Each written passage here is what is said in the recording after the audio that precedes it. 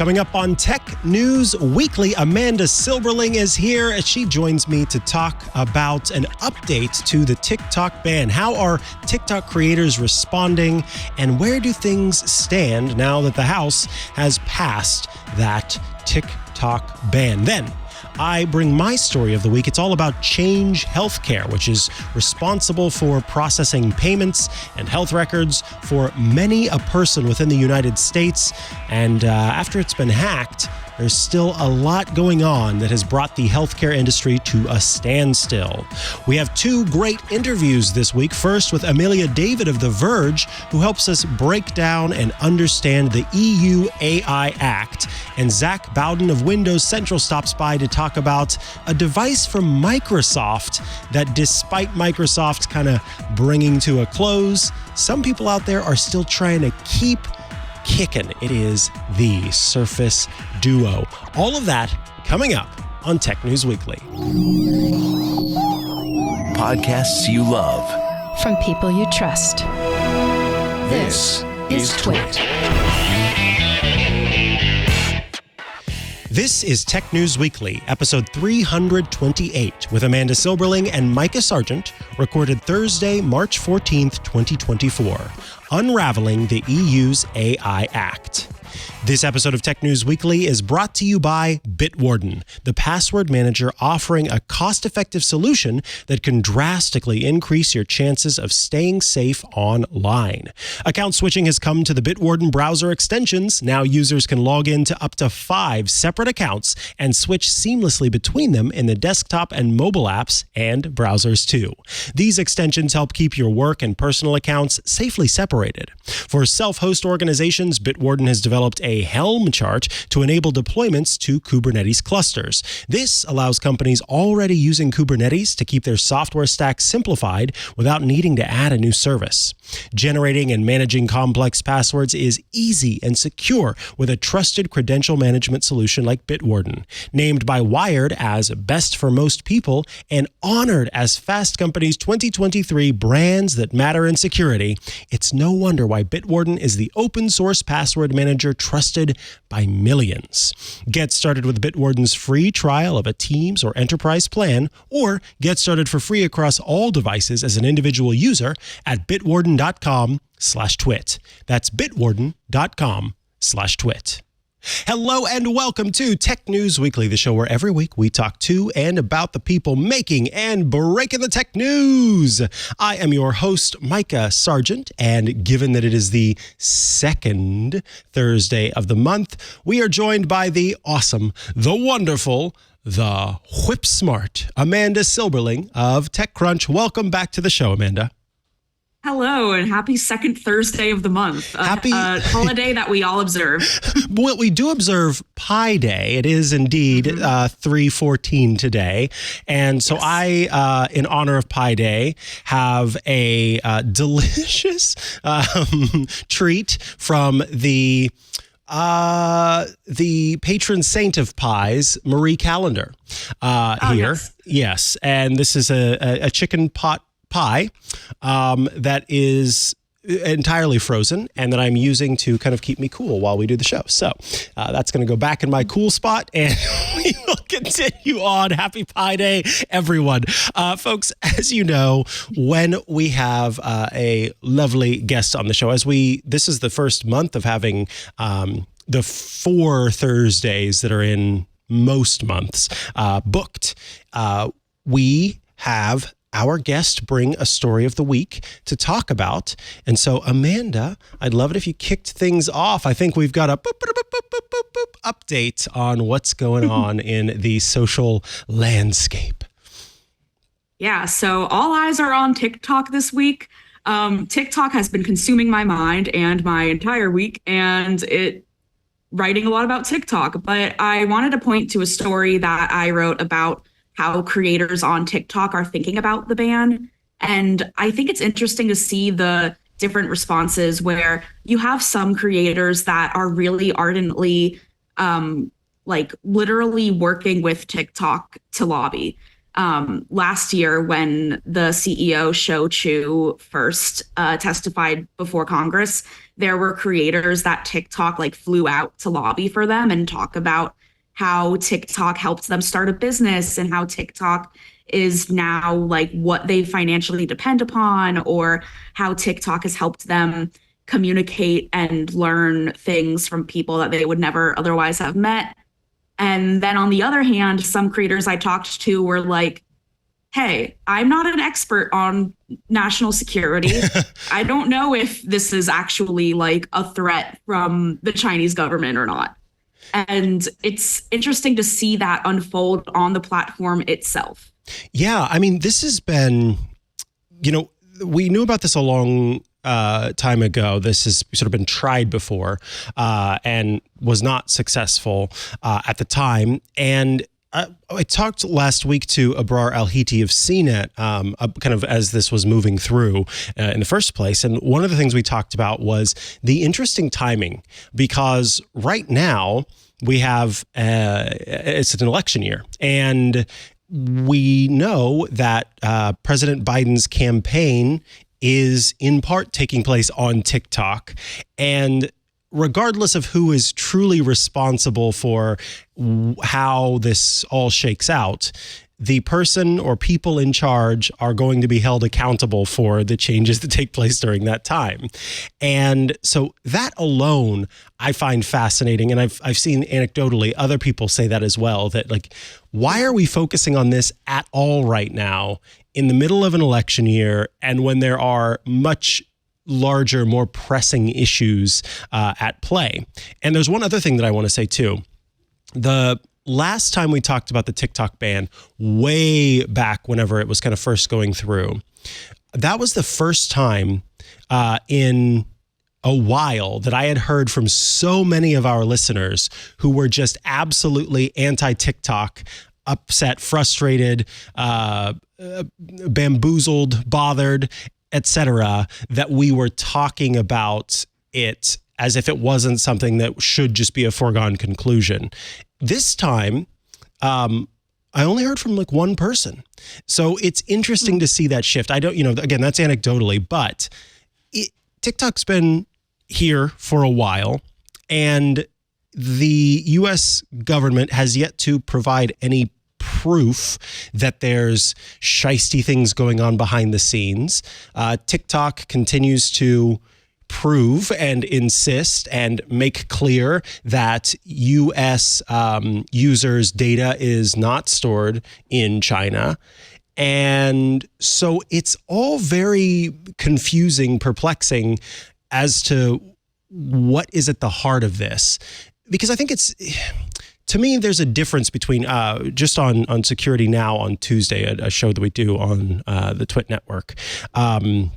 Steve Gibson was talking about something that China is doing at the moment. They're underway through a process that it's something, I think it's called -A or eliminate A or something like that. And it's the A stands for America.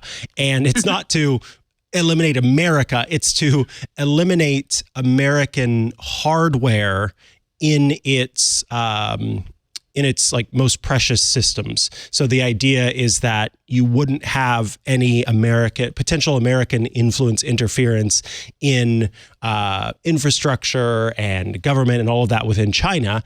And many countries are doing that. Russia is the same way, not wanting to make sure that it's all Russian technology. China wanting to make sure it's as much Chinese technology as possible. The U.S. trying to reduce its dependence on having Chinese hardware, and in one way the security cameras within special zones like the Pentagon, et cetera, all having American-made security cameras as opposed to where they once were manufactured in China.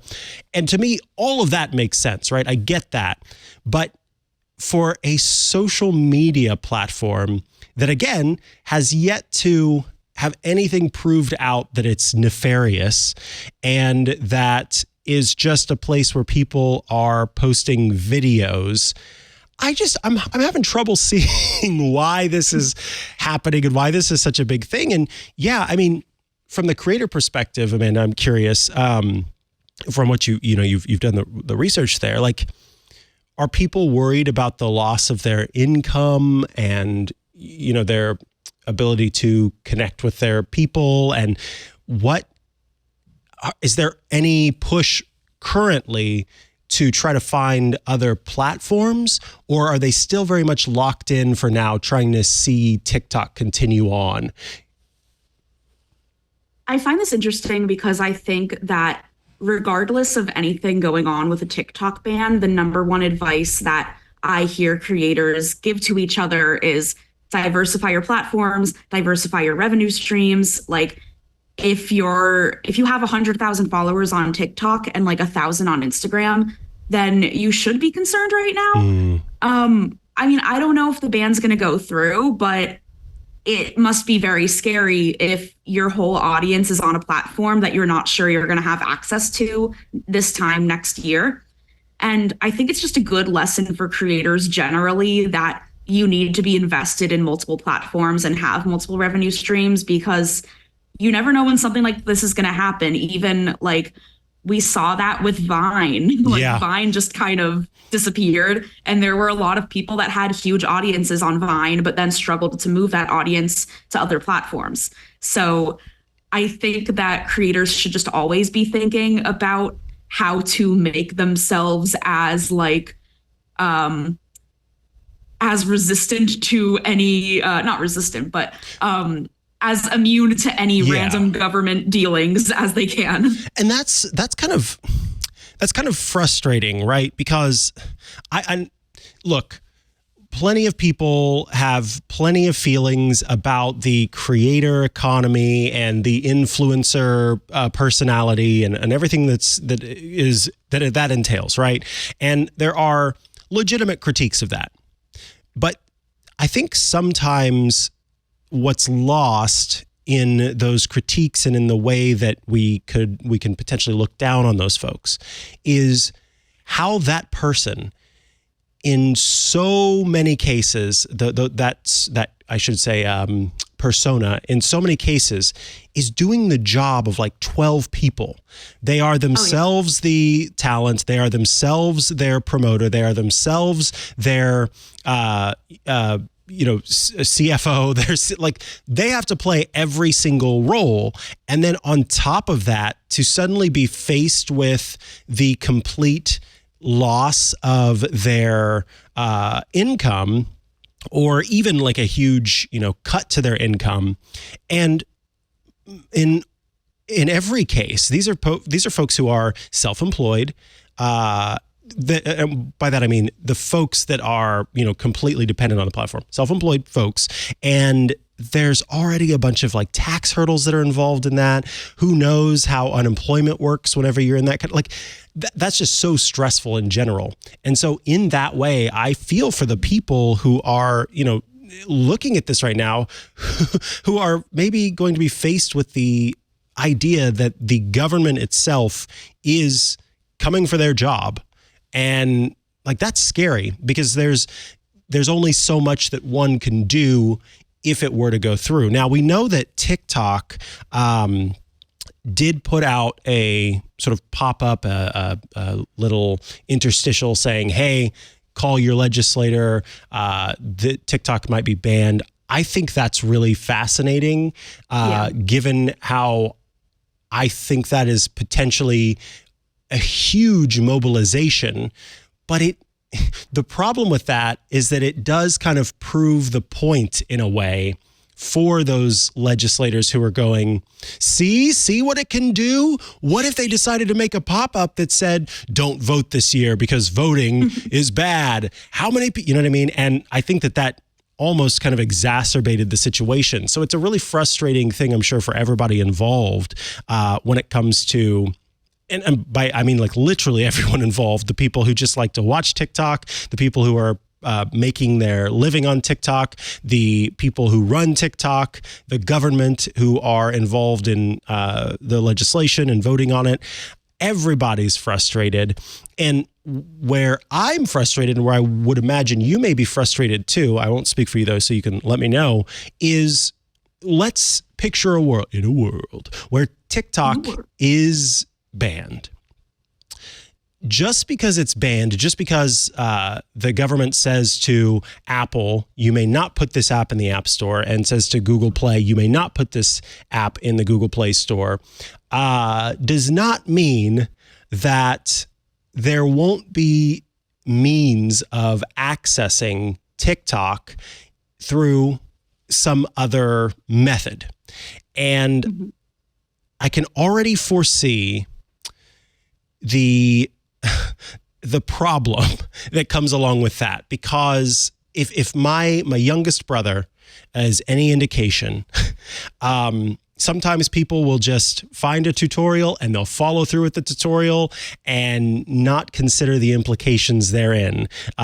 He jailbroke his iPhone many moons ago and had somebody basically able to see what he was doing on his iPhone, gaining access to his passwords and all of that kind of stuff, because you don't have those same protections in place.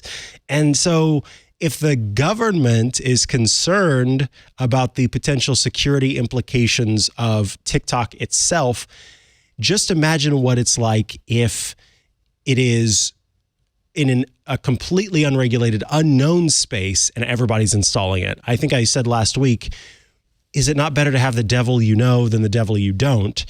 And I say that with like a lowercase d for devil and almost in quotes, because again, I don't think it's been proven that TikTok is a devil in the first place. Yeah, I mean, it's interesting because there is no evidence of the Chinese government accessing American TikTok data, but there is evidence of ByteDance, the parent company of TikTok, accessing American TikTok data. And then the question is like, so from that conclusion, can we jump to the Chinese government has access to American data? And then if we take that a step further, I think one, there's the question of, so if they do have that data, what are they going to do with it? Are they actually going to be able to carry out like an influence campaign on TikTok? Like Ted Cruz tried to ask Shou Chu, the CEO, when he was testifying in Congress, like, what happened in Tiananmen Square? And he answered the question. You can go on TikTok. There are videos about things that the Chinese government doesn't want people talking about because it's not a Chinese app.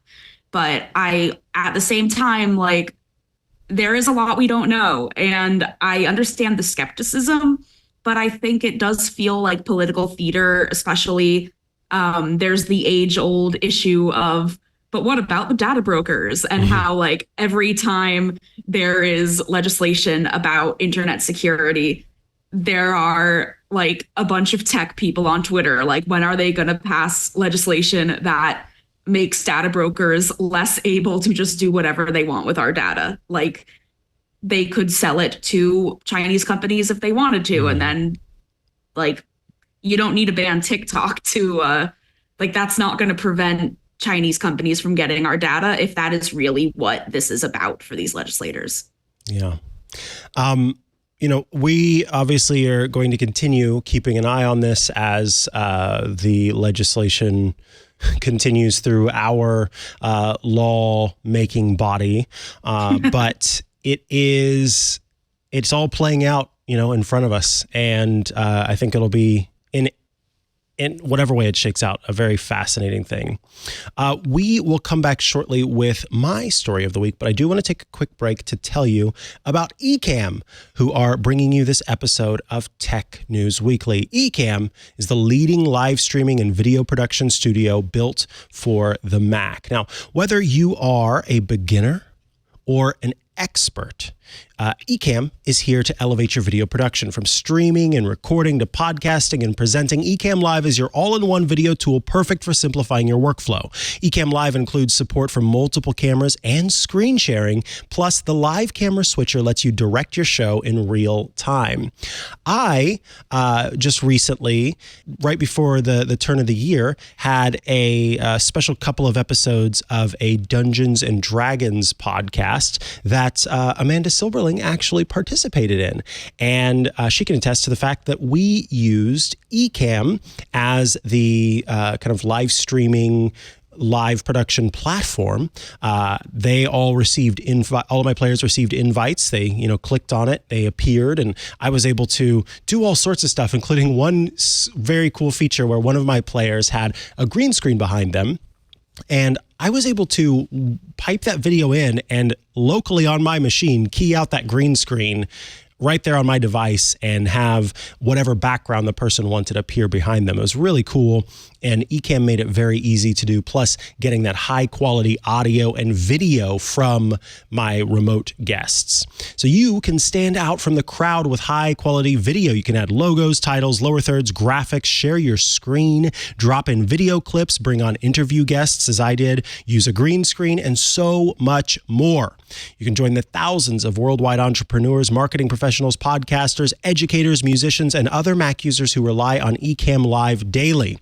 And if that live part is scaring you, thinking, oh, this is just for live streaming, don't let it scare you. I literally use this tool every week to record my show Hands on Mac, which is a show that is not streamed live. It is a great video recording tool whenever you're switching between different scenes, cameras, etc. So get 1 month free. Like, why not? Go try it. If you have a Mac and you haven't tried this yet, just try it. Get 1 month free when you subscribe to any of Ecamm's plans. Visit ecamm.com/twit and use the promo code TWIT, TWIT, at checkout. Thank you so much to Ecamm for sponsoring this week's episode of Tech News Weekly, and thank you so much for being such a powerful tool that I've used now for so long. We appreciate you. All right, back from the break, and I want to talk about kind of a scary story, to be honest. On February 21st, a company called Change Healthcare, a health company, was hacked. And Change Healthcare on its own may not be a company you've heard of before, but it turns out that that company is, because it is a sort of subset of United Health Group, Inc., it is the backbone of many a health record and payment system for the health industry in the United States. And so what happened was, as many of you are now familiar, a ransomware attack took place where the hackers are able to infiltrate a network and then encrypt all of the data on the network and lock it out, and then say, you need to pay us or we will not give you access to the encrypted data. And it brings everything to a standstill. Now, this was perpetrated by a group called Black Cat. The Black Cat hacker group has claimed responsibility for it, and all reports suggest that that is indeed the group that was responsible. But what is, I think, most important here, most egregious, is the fact that due to the nature of Change Healthcare and its the fact that it has its paws in so many cookie jars and is, again, sort of the backbone of a lot of the U.S.'s healthcare system, it has brought the healthcare system in many places to a standstill. This is according to Steve Gibson from Security Now, who did a lot of research on this. 1 in 3 U.S. health records is tied to Change Healthcare in some way. And at the same time that it does health records, it also does health payments. So it is kind of like a clearinghouse between health insurance claims and health insurance payouts. And that has resulted in the complete standstill of many a cancer clinic in the United States, and has particularly affected many of the smaller organizations in the United States. So a community health center in Texas and Arkansas, for example, had to move to paper claims for a period of time, which of course costs money because you're running up the payments for the postage, and if you're printing things out. There are some physicians who are not being paid, so instead they are kind of foregoing paychecks until it's all sorted out in order to continue to provide healthcare to people. hugely important. There are lots of health organizations that provide medication to patients who are unable to purchase medication right now. And I think this kind of speaks to, we talk about how, in the US especially, the free market capitalistic nature has in some ways led to a blossoming of success, the US being one of the wealthiest countries, and our GDP and this and that and the other, blah, blah, blah. Great reasons why capitalism maybe is a good thing, right? However,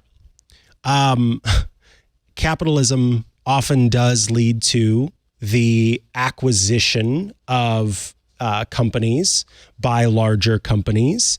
And when that happens, as happened in this case, then you have one source of truth and one target for attack. And when that company is targeted and attacked, then all of those companies that once existed underneath are also affected, which results in something like this, where you have 1/3 of the health industry in the US coming to a standstill and people not getting their medication. The company was acquired by United Health, I think it was back in 2021. And when it was acquired, it of course went through the process of it had to be approved, and there were monopoly concerns that were brought up, but a judge ended up saying, it's fine, and allowed that acquisition to proceed. This is according to Bloomberg that reported on this story. And so Change Healthcare was able to be acquired by United Health and has existed under that company since then. Now, United Health has provided some means of trying to make money available. Many health insurance companies that are kind of tied up in this have tried to make money available. And there's lots of, especially in these smaller clinics, just sort of, handshake deals saying, we'll come back to you later, we'll get that. But I also found it kind of interesting that there are health insurance companies that are trying to pay out those claims, and they can't do anything with the money. So the money's just kind of sitting there because it needs to move through Change Health's network. You'd think that this would be an opportunity for competitors to kind of come in and scoop up some of the business. But according to the Bloomberg piece, the fact is it takes a very long time to change any kind of system. And so there hasn't been that much movement. But yeah, overall, I just think with this story, it's kind of scary when you don't necessarily realize how much of the information that you have that is yours is kind of held by one group, and that 1/3 of the health records in the US are vulnerable, if not already kind of scooped up by these bad actors, by the Black Cat group, and that they might very well be out there right now. And if your health provider is using a health records system that is underneath the subset of Change Healthcare, that is underneath the umbrella of United Health Group, your health records may very well be part of this scoop of several terabytes of data. Now, according to the report, and this is, I think, the most interesting aspect of this, hackers, the Black Cat group, reportedly received a $22 million Bitcoin payment.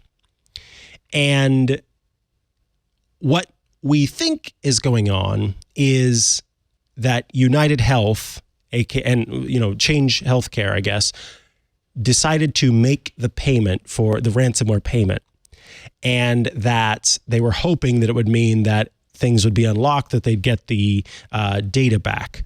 But as far as we know, that has not happened. And that 22 million, we don't know for sure. I should be clear that the $22 million Bitcoin payment came from United Health. That is just it happened around the same time that this ransomware thing happened. And so it's, kind of scary that this has happened, and that United Health is not saying whether or not they paid the ransom. They're not talking about what data specifically has been compromised. But Mandiant, which is a subsidiary of Alphabet, or Google as it was once known, is the group that is kind of looking into what's happened here, what's going on, and what we know going forward.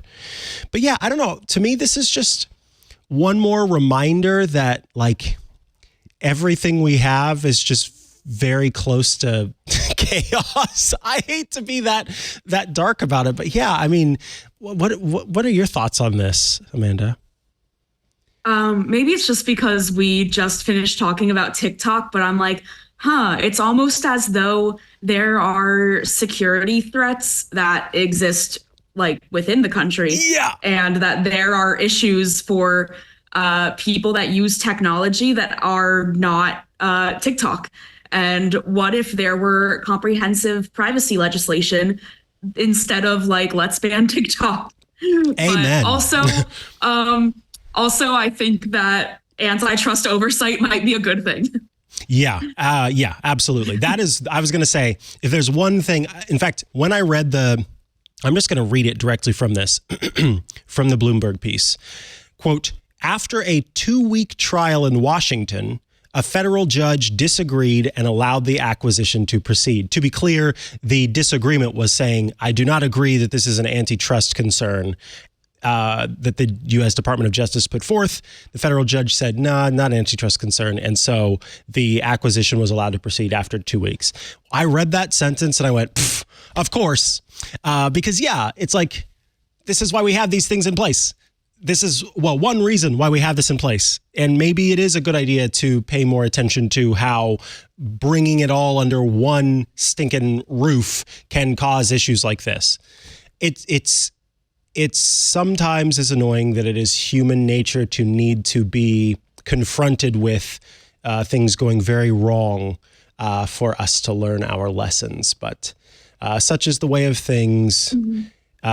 Thank you, operant conditioning. With that, I think we will say we will bid adieu to Amanda Silberling for this week. Amanda, if folks want to follow you online and keep up with all the great work you're doing, and check out that upcoming story we hope about AI and how it doesn't know letters, where can they go to do that? I am unfortunately still on Twitter at asilbrights in the little lower third. I am on Blue Sky at amanda.omg.lol. I really got to get some unified branding here, and I have a internet culture podcast called Wow If True, and I think it's good. It is good. I make it. It is good. You should all go listen to it. I can confirm that it is indeed good. Thank you, Amanda, so much, and we will see you again in a month. Bye. Bye-bye. Happy Pi Day. Happy Pi Day. Woo!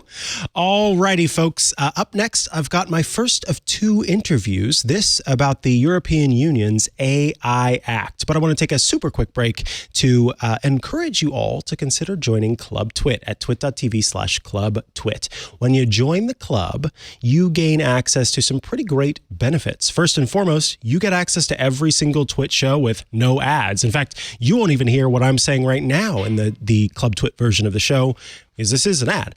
And so that keeps you just with the content, none of the ads.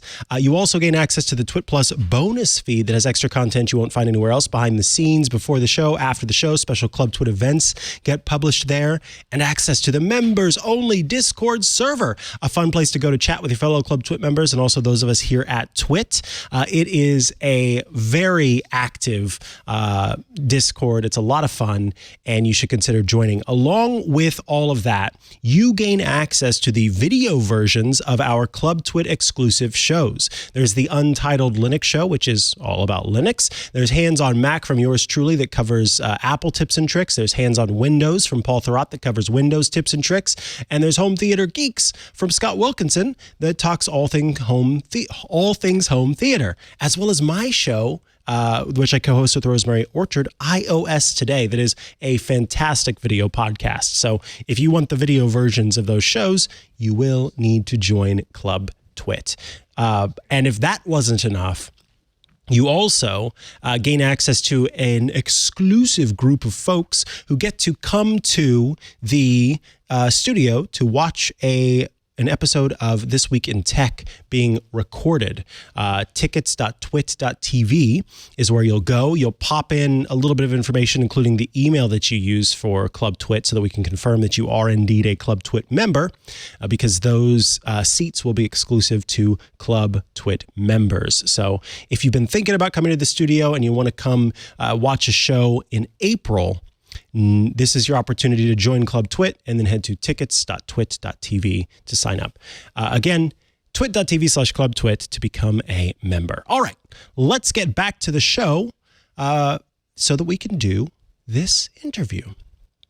I happened to see the EU is doing the most right now. The EU is making sure that there are regulations in place for just about everything regarding tech. And honestly, I've got mad respect for the EU because the EU don't play. And in part of what the group, the bloc, is working on at the moment, it is focused on AI. Joining us to talk about the act that was just passed is Emilia David of The Verge. Welcome to the show. Hi. Hi, it's so great to have you here. So I was hoping that you could start by telling us a little bit about what the EU Act is, how long the bloc has kind of been working through the approval process, and if we know when it will be kind of fully enacted. Yeah, so the EU has been working on the AI Act since around 2021, middle of 2021, and over that time, the Act has gone through several changes, and it's basically going to put a bunch of guidelines around how companies like OpenAI, Meta, and Google can basically do business with their AI models in Europe. And that means they have to make sure that it's safe and prove that it's safe, and it will also go down, they call it downstream, for other companies that are going to be using AI. They have to also show that they're using it safely. So that's essentially what the EU AI Act is. It's one of the biggest and one of the first, although technically China did AI regulations first, but it's the biggest and most sweeping AI regulation that we have right now. Wow. Yeah, it is. Again, very impressive. So let's talk about how the act has changed since it was first introduced back in 2021. And maybe you can tell us a little bit about why its introduction is interesting as well, given when it came versus when we saw all of the generative AI start to pop up. Yeah, so it really started taking shape just around the time generative AI started really blowing up. To be fair, the EU has been talking about regulating some sort of artificial intelligence or machine learning for a little bit, but it is one of the bigger regional blocks to really talk about protecting consumers and data and things like that. And what's really interesting here is before it was approved or provisionally approved, the EU has very convoluted voting systems for their laws. So before yesterday, when they voted on the EU AI Act, it was originally going to be a lot stricter than what we see now. There was going to be outright banning on using artificial intelligence for biometric purposes. So basically facial recognition and profiling. So it was originally completely banned. In this new version, or the version that all the countries in the EU agreed, they will have some sort of carve out for law enforcement. So only law enforcement will be able to use facial recognition technology, for example. So it isn't completely banned. And there were a lot of other compromises too. It used to be more strict on what's called general purpose AI. Essentially what that is are the foundation models or large language models like GPT-4, Gemini, and Llama 2. And they were supposed to be more strict on how these models were going to be used in the EU. They've softened that a little bit, essentially asking companies to, like, can you send us the model and we'll evaluate it, rather than saying you can't do this, this, and this. So it's a lot more permissive than when it first started. It's still, it's still regulation. It's right. Policy. Yeah. So, but it's not as strict over as time. It's gotten a little less strict now. In fact, that's kind of my next question for you, because even though, so from 2021 till now, there were a lot of changes made. It's been approved, but France, for example, still has some problems with the legislation. Can you tell us a little bit about what the ongoing criticism is of the legislation? Okay, to be clear, even though this has been passed, it's not going into force until 2026 maybe. So there's still, time to either adjust or fix something with it. But France has been one of the more vocal critics of the AI Act. One of the biggest open source AI startups is Mistral. It's a company that was started in France, is still based in France, and it's becoming really popular among software developers and researchers and AI engineers. And it's just started doing partnerships with Microsoft, for example. So France really wants to keep that momentum going. They think this is a good thing for their economy, a homegrown AI company in the way that OpenAI is a homegrown US company. And for the French government, specifically Emmanuel Macron, he has said that the AI Act would restrict an innovation within Europe. So they were the ones who really pushed for a lot more of the loosening up of the rules. They want a lot more loosened up. But in the end, the French minister that's in the EU had voted for it. But there is still time to maybe soften it up a little bit more. Got it. And you briefly mentioned a little bit about the open source stuff. I'm curious, what are some of the areas where the Act falls short, at least in regard to maybe criticisms, but also I think just some of this feels objective. It does not feel subjective. I mean, because there are some places where we've seen criticism for a long time when it comes to generative AI systems, and the Act is maybe showing its age a little bit, which is wild to say because of how quickly generative AI moves, right? So yeah, what are some areas where it kind of falls short? One of the things that people were talking about, like you said, was open source. The open source community actually openly lobbied the EU to be friendly, is a good term to use, but they really wanted to let EU leaders know that any restrictive act was bad for the open source community. They feel that any regulation means it's very difficult for open source companies, which are usually smaller and sometimes just like more research projects than anything, would be over-regulated and they can't pay any fines, for example. But that also meant that there isn't a lot of fences around what open source developers could do, especially if they have a very large, powerful model.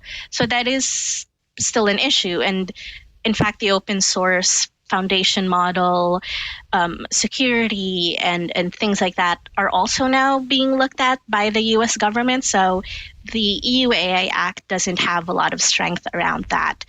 The other thing that is notably missing in the Act is more guidelines around data, and which is weird because the EU is known for very strong data protections, but they don't say anything about training data and copyright. They basically say, or the law basically says, that you should follow existing rules around data protection, and that would be the GDPR.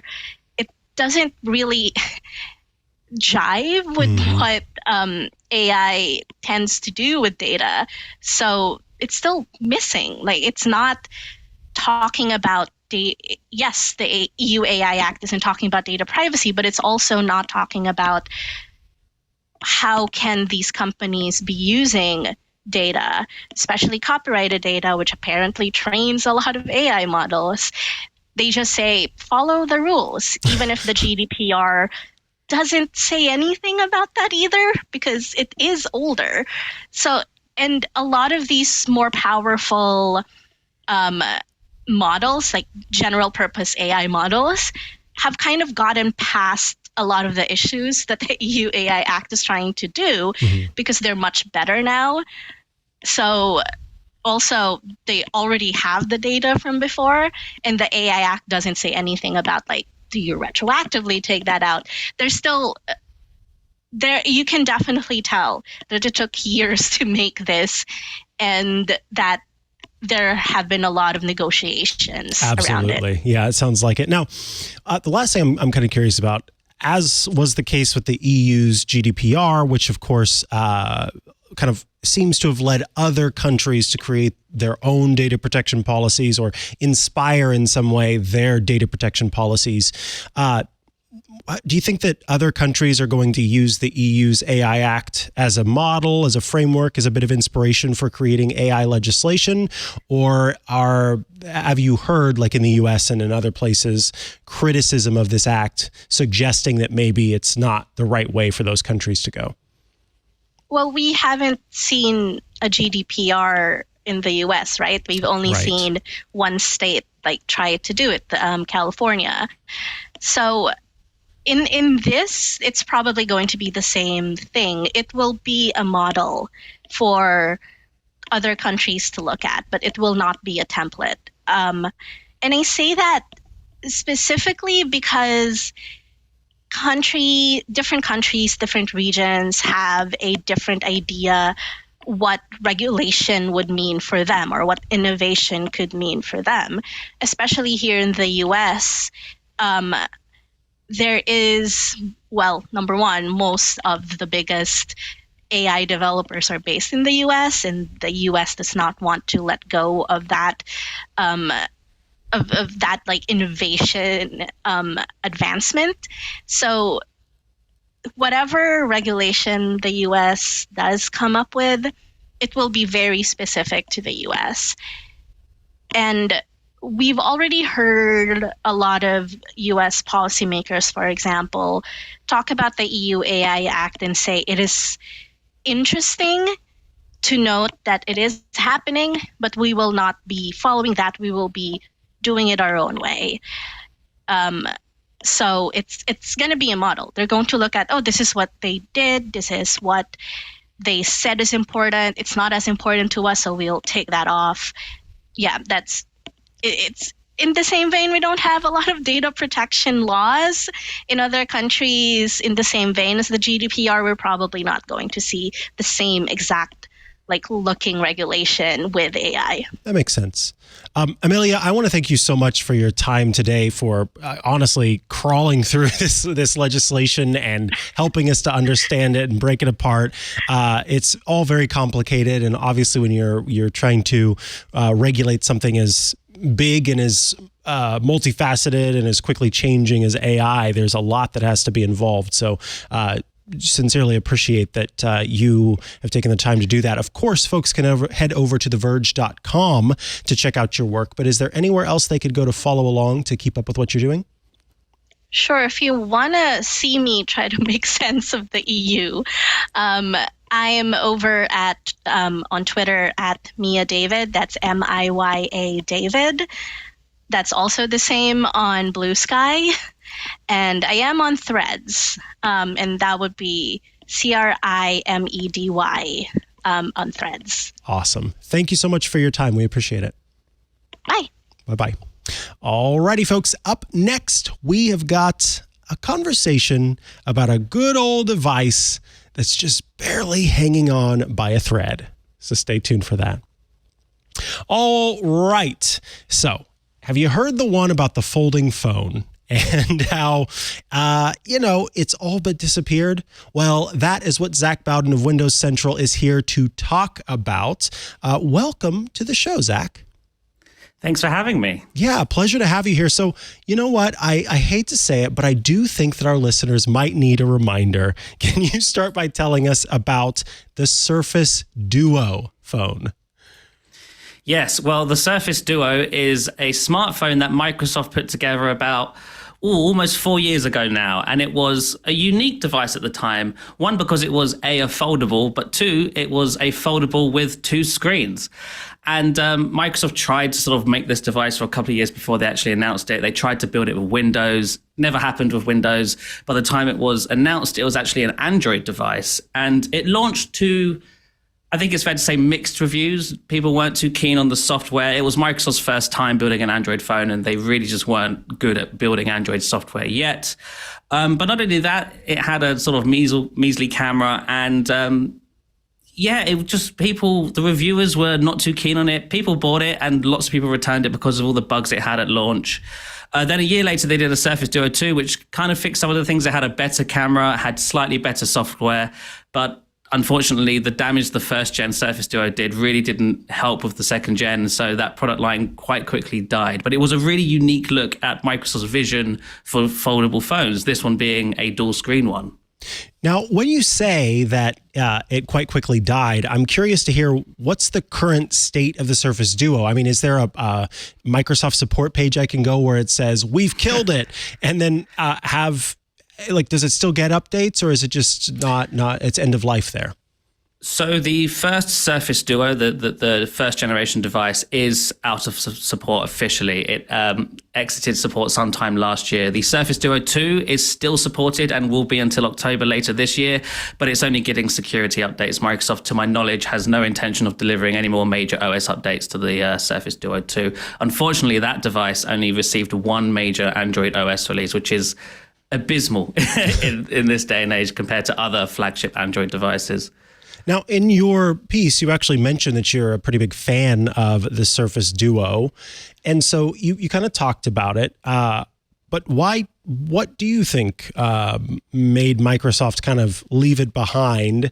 And to this day, what do you think is good about it and what's not so good about the device? Why does it still have these kind of, supporters and fans who say, hey, it's pretty cool? Yeah, well, so the reason why I love the Surface Duo is because I genuinely think the dual screen aspect, that sort of form factor, is better than a foldable phone. I currently daily drive the Pixel Fold, and I do like this device as well. But in regards to productivity, I think Microsoft nailed it with the dual screen aspect. I think when they first announced the device, they described it as having defined real estate, and that sort of rang home with me because I think Android's biggest problem right now is that a lot of the Android apps are mobile apps just expanded onto a larger screen when it comes to foldables, and they don't look very good. What was nice about the Surface Duo is that it was 2 phone-sized screens, so you could have one app on one side, another on the other, and they'd both be running like a phone app. They look like a phone app. They sort of format themselves like a phone app. There's no weird formatting going on with the expanded UIs and stuff. And then with the 360-degree hinge, you can fold it all the way around, and it's now just a normal single-screen phone. There's nothing really special about it. Whereas foldables these days, of course, they're like either really weirdly shaped, or if you open up the big screen, it has a crease down the middle. There's all sorts of just weird issues with the foldables versus the dual screen. I think the reason why it's no longer being made by Microsoft is because, one, not enough people bought it, and two, people, unless you use a Surface Duo, I think a lot of people don't understand how having a gap between 2 screens is better than having a crease. I think a lot of people see the sort of foldable screen and go, that makes more sense, because for watching video, of course, but when it comes to multitasking and using apps individually, I think the dual screen aspect makes way more sense. They should have hired you to do that part, because honestly, you just now convinced me more than they ever did when they first announced it. Because when it comes to me sitting at my desk, I've got multiple displays. I like to have 2 different places at least running different things. And yeah, that's the difference. It makes sense to have these 2 displays and that the apps can look like they should, versus this, let's just try to fit it all on here, but there might be this little crease here that's going to make it look a little. That makes sense. Now, you did speak to 2 developers who are working to keep that Surface Duo dream alive. I was hoping you could start first by telling us about Windows on ARM for Surface Duo. Yeah, so as I mentioned at the top of the segment there, the Duo was originally supposed to be a Windows device, but Microsoft, they tried, and obviously Windows Phone died off. There was not really an app platform there, so they eventually sort of abandoned that vision. But a talented developer by the name of Gustav Montz has decided to sort of bring that vision to life anyway and bring Windows 11 to the Surface Duo. And I've actually got it running on here. You may not be able to see it properly, but I've got Outlook running on one side, and I've got Photoshop, the full version of Windows Photoshop, running on the other side. And it works surprisingly well for a device that wasn't officially supposed to run Windows. So all of the drivers, to my knowledge, are custom built by Gustav. A lot of the firmware work he's done himself as well. He just released a new tool that makes it quite easy to flash the Windows 11 image onto the Surface Duo. And what this does is really turn the Surface Duo into a pocket PC, a very tiny pocket PC. Performance is shockingly good for what this is. It's powered by a Snapdragon 855 after all, and only, I think, 6 gigs of RAM. But if you keep your sort of expectations in check, it does perform rather well. You can browse the web with it. You can do some light Photoshop editing here, as I have done. And what's really eye-opening about it is that I didn't realize how useful a full Windows PC in your pocket could be. It's good to be able to pull out the device and just be able to check a quick thumbnail that somebody's put together at work for you to check and see if it's okay. Opens in Photoshop, works just fine. It also works with the Surface Pen, so you can download things like OneNote, and you can take notes in OneNote using the dual screens on here, which is pretty cool. The only things that don't really work right now are sound, although I believe that's coming, and also telephony. So Windows 11 itself just doesn't really support making phone calls using a cellular connection because it's not Windows Phone anymore. But you can still use Wi-Fi and stuff and browse the web and download apps and whatnot. It is Windows on ARM, which means some apps will run in an emulated layer. But if you can find native Windows on ARM apps, they run perfectly fine. Nice. And then, of course, we've got to ask about, as you mentioned, it was intended to be an Android, or I guess it wasn't originally intended to be, but ended up kind of swapping to just being an Android device, and found a way to make Android run on the platform from another developer. Tell us about that. Yeah, so the Surface Duo officially is sort of stuck on Android 12L, but another talented and also ex-Microsoft developer, Ty Gwen, was able to put together a custom Android 14 ROM. So users who are using Surface Duo who kind of want to experiment with the later versions of Android can flash this custom ROM, and it will bring you up to date with the latest version of Android. I believe there is a plan to do an Android 15 ROM when Android 15 releases later this year. But this is quite fascinating because it's a good look at how Microsoft had to sort of strong arm Android into behaving on the Surface Duo, which also may explain why the version of Android Microsoft put together was so buggy at first, because Android by default isn't very good at handling two screens side by side. So Microsoft had to do a lot of custom work in regards to windowing and UI to make those displays play nicely together. Technically, Android actually only sees one screen. It's one big virtual screen spread across two physical screens. And so to build a custom Android ROM, you sort of have to mimic that. Otherwise, Android doesn't see the gap down the middle. And one of the fascinating things that Ty did for his custom ROM was he sort of took a look at what foldables like the Huawei Mate X were doing, which were these sort of inverted foldables where they folded with the screen on the outside. And if you take a look at a Surface Duo, that's kind of the same thing if you fold it all the way around, just with two screens instead of one continuous one. And so if you apply that logic to a custom ROM, you can kind of get Android to sort of behave itself slightly when moving between dual screen and single screen mode. There's still some additional work that needs to be done there on the developer side. But it does have support for basic postures and whatnot. It's a great sort of hobby to take a look at if you want to experience sort of newer versions of Android, but you've only got a Surface Duo to do it with. Yeah. So speaking of hobby, I am curious kind of how viable do you think these options are for Surface Duo users, and who do you actually recommend makes use of these options? If we think about the people who have these devices, is it, if you're an early adopter, then you're probably likely to figure this out, or does it need a little bit of technical know-how? And then what are the potential security and privacy concerns of using these kind of custom ROMs and all that jazz? Yeah, I think if you're actually daily driving your Surface Duo still, I probably wouldn't recommend trying this out. This is really only for those of you who have a sort of Surface Duo on the side that you're no longer really using, because it's a fun sort of thing to trying out Windows 11 on the device. As I said, it doesn't support phone calls, for example. So if you were trying to use the Surface Duo as a phone, it might be a bit tricky to get the hang of.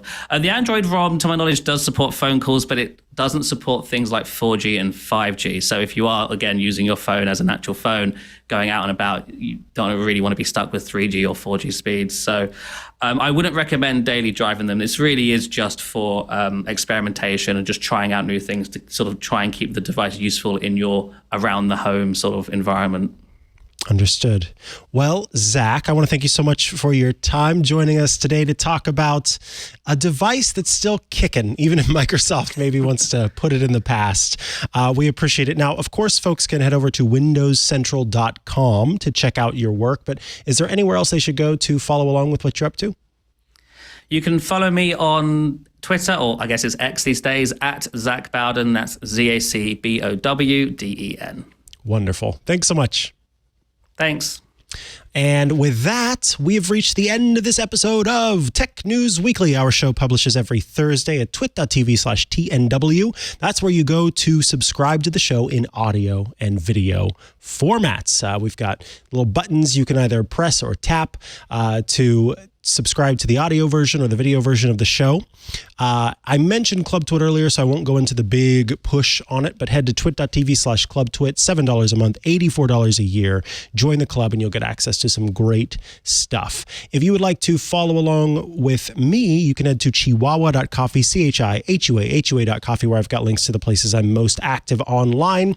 Check out iOS Today and Hands on Mac, which will publish later today right here. And you can also check out on Sundays, Ask the Tech Guys, which I typically host with Leo Laporte, although Leo is on vacation right now, so I'll be hosting the show solo this Sunday, where we take your questions live on air and do our best to answer them. Plus, all this coming week, I will be solo hosting some shows and some upcoming news events as well. So stay tuned for all of that right here on Twit. And we'll see you next week for another episode of Tech News Weekly. Bye-bye.